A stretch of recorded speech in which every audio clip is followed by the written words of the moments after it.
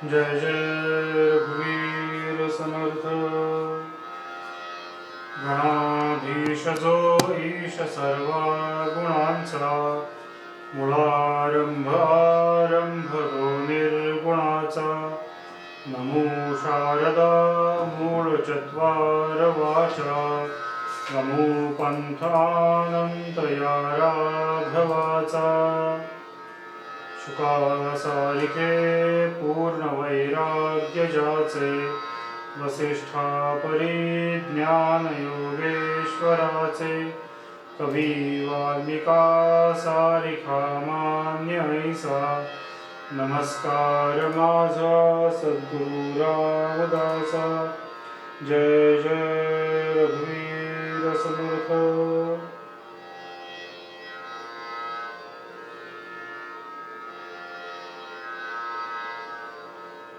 योगरतो वा भोगरतो वा संगरतो वा संगविहीनः, यस्य ब्रह्मणि रमन्ते चित्तं, नंदती नंदती नंदती एव। नारद भक्ती सूत्रातलं आपण 6वं सूत्र बघतो। यत् ज्ञात्वा मत्तो भवति स्तब्धो भवति आत्मारामो भवति। चौथं, 5वं आणि 6वं या तिन्ही सूत्रांमध्ये जो मूलभूत फरक आहे, चौथ्या सूत्रामध्ये यद लब्ध्वा पुमान्य सिद्धो भवति अमृतो भवति तृप्तो भवति असा आहे। 5व्या सूत्रामध्ये यद प्राप्य न किंचिदपि वांछति न शोचति न द्वेष्टि न रमति नोत्साही भवति।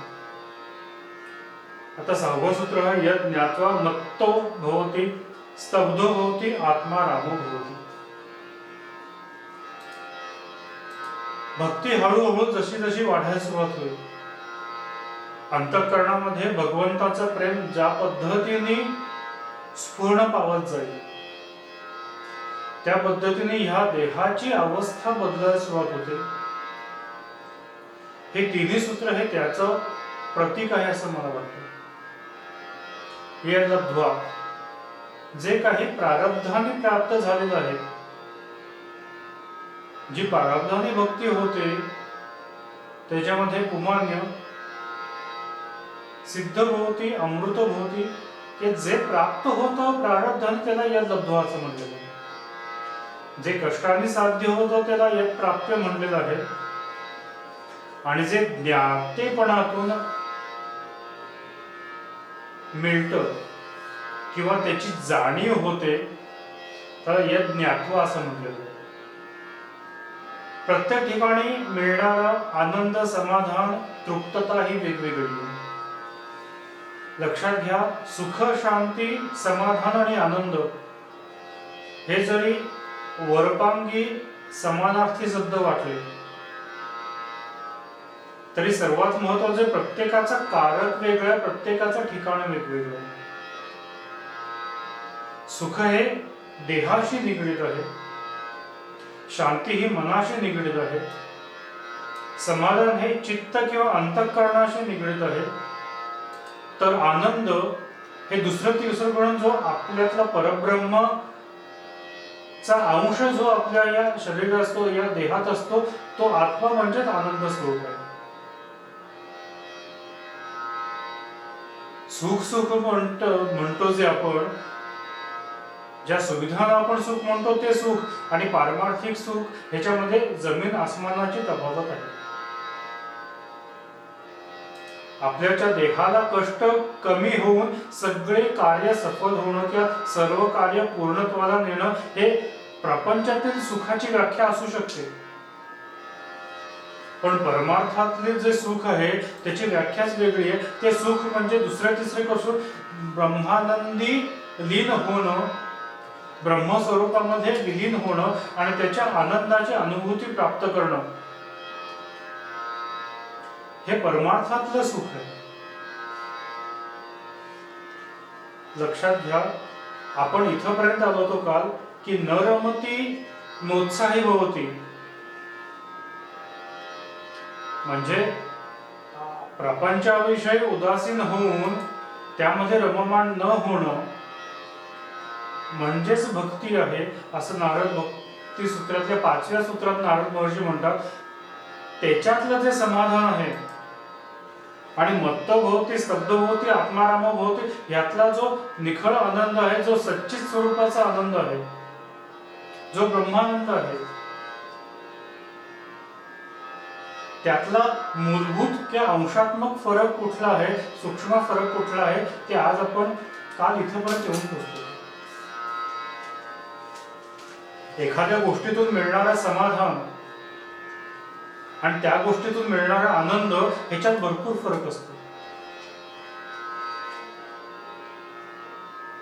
समाधान ही देखील अवस्था आहे, आनंद ही देखील अवस्था आहे. पण समाधान हे एकत्वापुरतं किंवा एखाद्या व्यक्तीशी निगडीत राहतं. जरी आत्म्या अंतःकरणाला समाधान लाभत असेल, सुख शरीराला, शांती मनाला आहे, समाधान आहे चित्ताला किंवा अंतःकरणाला आहे, हे काही जरी असलं तर हे जे सगळे आहेत हे देहाशी निगडीत आहेत. देह असल्या तरच ते आहेत. पण जो आत्मा आहे, जे खरा सच्चिद आनंद आहे, तो फक्त आणि फक्त त्या सूक्ष्म देहाशी, त्या आत्म्याशी निगडीत असल्यामुळं तो आपणही घेऊ शकतो आणि लोकांच्या बरोबर तो अनुभवता सुद्धा येतो. लक्षात घ्या, समाधान हे एकात्वापुरतं आहे, एकापुरतंच आहे, त्या देहापुरतं आहे. पण जो आत्मा आहे की जो देहात बद्धही आहे आणि हा मुक्तही आहे, ह्या दोन्ही अवस्था त्या आत्मा आनंद स्वरूपाची अनुभूती घेऊ शकतो. म्हणून या ज्ञात्वा मत्तो भवती जे म्हटलेलं आहे, आत्मारामो भवती स्तब्धो भवती, हा जो आत्माराम आहे, स्वतःमध्ये रममाण होणे, स्वस्वरूपाची जाणीव झाल्यानंतर, त्याचं खरं स्वरूप कळल्यानंतर, ती जी ज्ञातेपणाची जी एक स्फूर्ती असते, अज्ञान संपूर्ण लयाला गेल्यानंतर जो एक परमानंद प्राप्त होतो, तो म्हणजेच आत्माराम. त्या परब्रह्म स्वरूपाच्या जाणीवेमध्येच आपण रत होऊन जातो अशा पद्धतीने की बाकीच्या जे अशाश्वत जे जग आहे, जे मायारूप जग आहे, त्याच्याशी या अवस्थेचा काहीही संपर्क राहत नाही. त्याच्यापासून ते अलिप्त होतो. म्हणूनच भज गोविंदम या आपल्या स्तोत्रामध्ये शंकराचार्य म्हणतात, योगरत व भोगरतो, तुम्ही कुठल्याही अवस्थेत असा, तुम्ही प्रपंचात असा, परमार्थात असा. काल आपण बघितलं, समर्थांनी जे चित्ताकर्ते विश्वासी म्हणलं, जो जगनियंता आहे तोच त्या विश्वाची काळजी करू शकतो ना. त्यामुळे समर्थांनी लहानपणीच किंवा बालपणी चिंता करतो विश्वाची असं मातेला किंवा आई राणूबाईंना सांगितलं, ह्यात नवल ते काही नाही. वयाच्या 24व्या वर्षी माऊलींनी समाधी घेतली. त्याच्या आधी ज्ञानेश्वरी पूर्ण झाली, गीतेवरची टीका पूर्ण झाली, ओम नमोजी आद्या वेद प्रतिपाद्यापासून सुरुवात झाली. त्याच्यात सुद्धा त्यांनी परब्रह्म स्वरूपाची जाणीव झाल्याचं सुरुवातीला आहे. लक्षात घ्या, हा जो त्या स्वरूपाची जाणीव झाल्यानंतरच एकूण जी अवस्था आहे ती व्याधी रहित आहे, दुःख रहित आहे. कारण का व्याधी आणि दुःख हे केवळ शरीराशी आणि देहाशी निगडीत असल्यामुळं, आणि हा जो आत्म्याशी निगडीत असलेला आनंद किंवा आत्मारूपी आनंद जो आहे, हा देहातीत असल्यामुळं त्याचाच क्षय होणं किंवा वाढ होणं हेच शक्य नाही. जर हे संपूर्ण ब्रह्मांड व्यापून राहिलेलं आहे, ज्या संपूर्ण ब्रह्मांडात ज्याचं अस्तित्व आहे, ज्याला हालायलाच इकडे तिकडे जागा नाहीये, असं सगळं ते परब्रह्म स्वरूप जे आणि आनंद स्वरूप आहे, ते अंतर्बाह्य असल्यानंतर तो लय व्हायला किंवा त्याचा क्षय व्हायला किंवा त्याची वाढीसाठी जागाच शिल्लक नाहीये, तो अंतर्बाह्य व्यापून राहिले. त्यामुळे ती जी आनंद अवस्था आहे ती कधीही कमी होत नाही आणि कधीही जास्ती होत नाही. समुद्राला भरती येते, ओहोटी येते, पण समुद्राचं पाणी कधी कमी झालंय किंवा जास्ती झाले असं आपण आपल्याला जाणवतं का? तसंच ह्या प्रपंचात राहायचं, या सृष्टीवर राहायचं, पृथ्वी तलावर राहायचं, जोपर्यंत देह आहे तोपर्यंत देहाचे जे काही कष्ट आहेत, देहाचे जे काही भोग आहेत, म्हणजे आध्यात्मिक असू देत, आदिदैविक असू देत, आदिभौतिक असू देत, कुठलीही त्रिविधता असू देत, ते भोगणं हेच शरीराचे कर्तव्य आहे. त्याचा ह्या परब्रह्म तत्वाशी विलीन होणाऱ्या, त्या परब्रह्म तत्वामध्ये विलीन होणाऱ्या आत्म्याशी तसा काहीही संबंध येत नाही. या व्याधींचा, कारण का व्याधी ह्या केवळ आणि केवळ शरीरापुरत्याच मर्यादित आहेत आणि आत्मा हा देहातीत आहे. देहातीत वस्तू असं माऊलींनी ज्ञानेश्वरीत मध्ये म्हटलेलं आहे. ही जी वस्तू आहे, हे जे परब्रह्म आहे, हे देहातीत आहे, देहाच्या पलीकडे. तेव्हा देहाला जे काही बंधन आहे ही आत्म्याला लागू होत नाही. त्यामुळं हा जो आत्मारामो भवती मधला जो सच्चित स्वरूपाचा आनंद आहे, हा कधीही कमी जास्ती होत नाही. आणि जिथं कमीही होत नाही आणि जास्ती होत नाही, ती अवस्था म्हणजे स्तब्धावस्था होते, निश्चल अवस्था आहे. एखादं घड्याळ बंद पडलेलं आहे, त्याचे काटे चालत नाहीत, सेल संपलेलं आहे, हे लौकिक अर्थाने स्तब्धता झाली. पण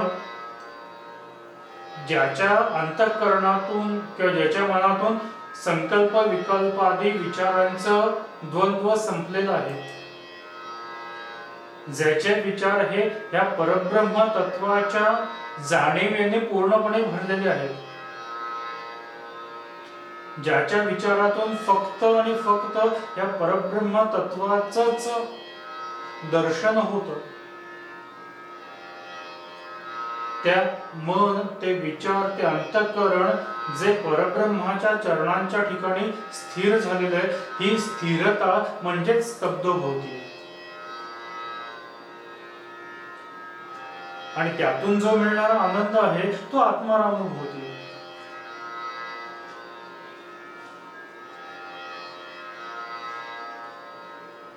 आणि ह्या आनंदात हे संपूर्ण जग विसरून जाणं, ब्रह्मसत्य जगत मिथ्या या न्यायाने ह्या पूर्णपणे सृष्टीकडे मिथ्या माया रूप म्हणून त्याचा त्याग करणं, त्यातील बुद्धीचा त्याग करणं, देहबुद्धीचा त्याग होणं आणि त्या परब्रह्म तत्वाच्या चिंतनामध्ये स्वतःला रममाण करून घेणं,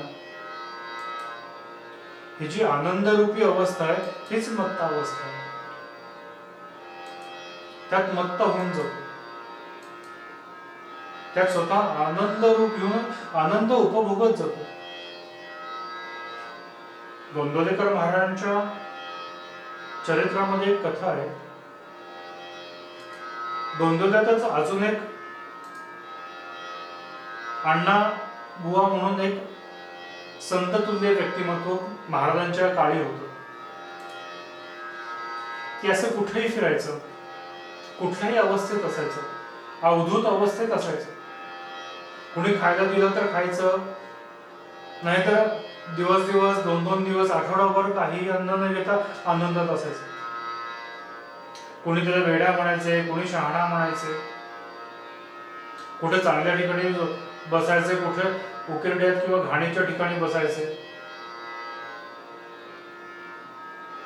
पण महाराज त्यांना लहान भावासारखे मानत होते आणि ते अण्णाभाऊ होते ते महाराजांना मोठे बंधू मानत होते. समर्थांनी सद्गुरु स्तवनात जसं म्हणलेलं आहे, अंतर्निष्ठांच्या कोणा अंतर्निष्ठा जाणती. हे अंतर्निष्ठानेच ओळखायचं असतं, अंतःकरणानेच ओळखायचं असतं की हे कोण आहे. लौकिक अर्थाने दिसायला जरी वेडा माणूस दिसत असला, हा बाह्य स्थितीत जरी वेडा दिसत असला, कोणाला कुरूप वाटत असला, कोणाला घाण वाटत असला, कपडे मळकी घातलेले आहेत, अंगावर वस्त्रही आहे नाही, धरती अंथरूण म्हणून, आकाश पांघरूण म्हणून, असे जे अवधूत अवस्थेत राहणारी मंडळी आहेत, ती या खऱ्या आनंदाची अनुभूती घेत असतात. आणि जी ही अनुभूती घेणं म्हणजेच मत्तावस्था. महाराज स्वतः लहानपणी नदी तटाकी जाऊन जप करत बसायचं.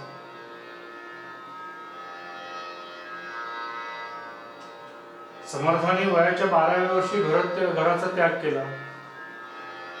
रामाच्या चिंतनामध्ये स्वतःला रत करून घेतलं, बुडवून घेतलं. आणि ह्या रामाच्या भक्तीमध्ये जे बुडून भवसागर तरून गेले आणि आपल्या शिष्यांना आणि आपल्या सगळ्यांसाठी एक अलौकिक ज्ञान सोडून गेले. सोडून गेलं म्हणजे समर्थ आहेतच, पण अवतारे कार्य देहरूपातलं संपलेलं. यज्ञ ज्ञात्वा याची जाणीव झाल्यानंतर जी अवस्था प्राप्त होते ती आत्माराम. आधीच्या 2 सूत्रामध्ये परब्रह्म तत्वाची जाणीव आहेच, पण ती देहाची किंवा देहाच्या साधर्म्याशी कुठेतरी निगडीत असल्यामुळे ते परमोच्च प्रतीचा आनंद मिळू शकत नाही. लक्षात घ्या, गणितात एक सूत्र आहे किंवा गणितात एक कन्सेप्ट आहे. पहिल्यांदा आपल्याला 4थी पर्यंत शिकवलं जातं की शून्याने गुणाकार केला किंवा शून्याने भागाकार केला की उत्तर 0. पण जसजसं इयत्ता वाढत जातात तेच 10वीत जर शून्याने गुणलं तर 0च राहतं, पण शून्याने भागलं तर भागाकार हा आयडेंटिटी किंवा अनंत असा येतो.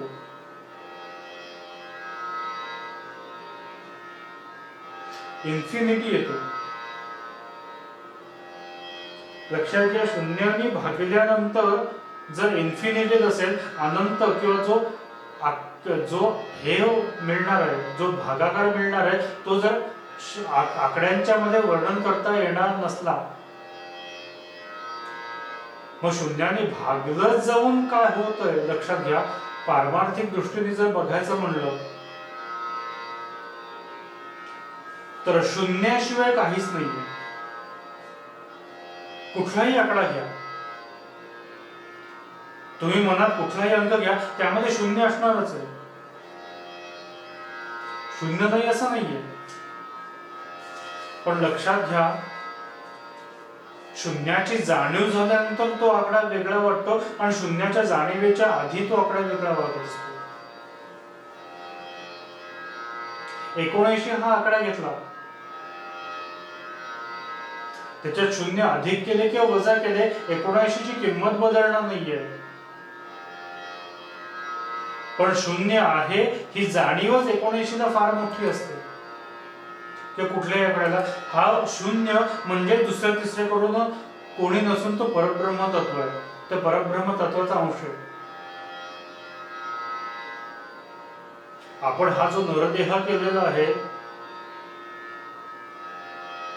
तो भाज्य भाजक आणि भागाकार सगळा व्यवस्थित होऊन बाकी शून्य होण्यासाठी केलेलं आहे. बाकी जर राहत असेल तर पुन्हा जन्म घ्यावा लागेल. त्यामुळे बाकी शून्य करण्यासाठी प्रत्येकाने प्रयत्न करायला हवे. जिथं भाजक भाज्य भागाकार ही एकत्र येऊन बाकी शून्य राहणार आहे तेव्हाच मुक्ती आहे, तेव्हाच मोक्ष आहे. आणि ती जी अवस्था येणार आहे तीच आत्मारामभवती असणार आहे, ती आनंद स्वरूप असणार आहे. शून्याने भागलं गेलं असताना जे इन्फिनिटी हा येतो, अनंत आकडा येतो, जो कोणी सांगू शकत नाही. शून्य ह्याची किंमत सुद्धा कोणी सांगू शकत नाही. लक्षात घ्या, शून्य आहे म्हणून किंमत असते. शून्य आहे म्हणून आकड्यानं किंमत जशी आहे तसंच ह्या देहामध्ये सुद्धा ज्या शून्याचं एक छोटस अंशात्मक स्वरूप आहे, त्यामुळे ह्या पंचमहाभूतिक देहाला किंमत राहिलेली आहे. त्या शून्याने जर वजाबाकी करायचं ठरवलं, त्यातून ह्या देहातून निघून जायचं ठरवलं तर ह्या देहाला कोणी किंमतही देत नाही. मग ही जी किंमत आहे या देहाला ज्या शून्यामुळे आहे तो अनंत आहे, तो अंतरहित आहे, तो काउंटलेस नाही, तो एंडलेस आहे. मग एंडलेस तरी काय आहे शेवटी? एंडलेस म्हणजे दुसरं तिसरं करून शून्यच आहे. शून्य बुडाले महाशून्य जसे माऊलींनी म्हटलेलं. जर शून्य हे महाशून्यात मिसळलं तर ते शून्याचं अस्तित्व सुद्धा संपून जातं, किंवा ते शून्य हे महाशून्य होऊन जातं. काहीही घ्या. भक्त भगवंताच्या ठिकाणी विलीन झाला म्हणजे भक्तामध्ये भगवंताचं स्वरूप प्रकट झालं. मग तो स्वरूप प्रकट झाल्यानंतर भक्त हा देखील भगवंत होऊन जातो.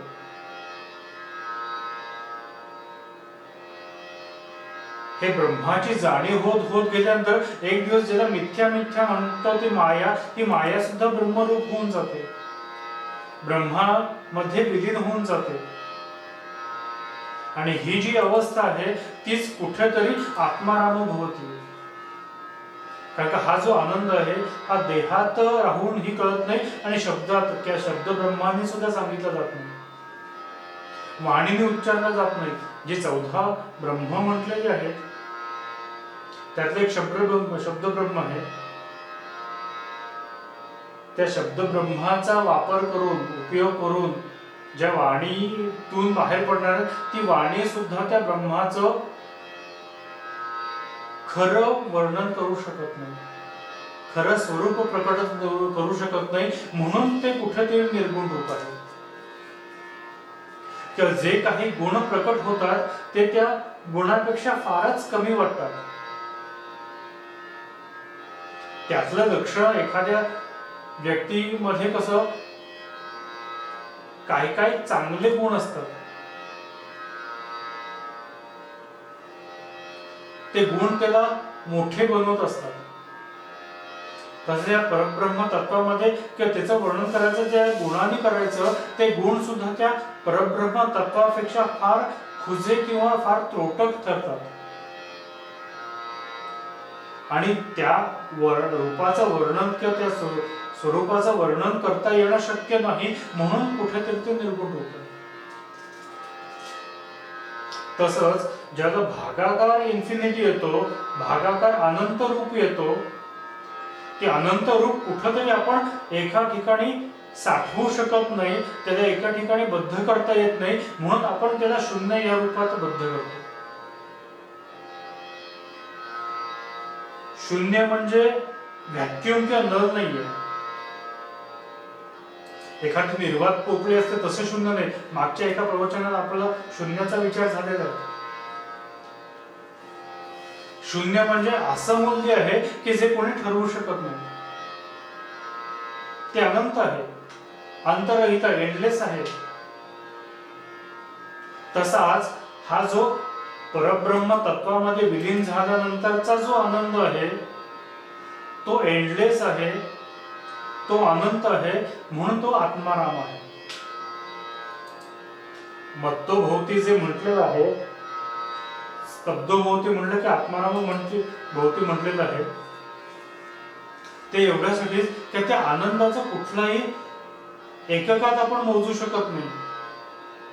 त्या आनंदाची व्याप्ती कुठेही बघू शकत नाही.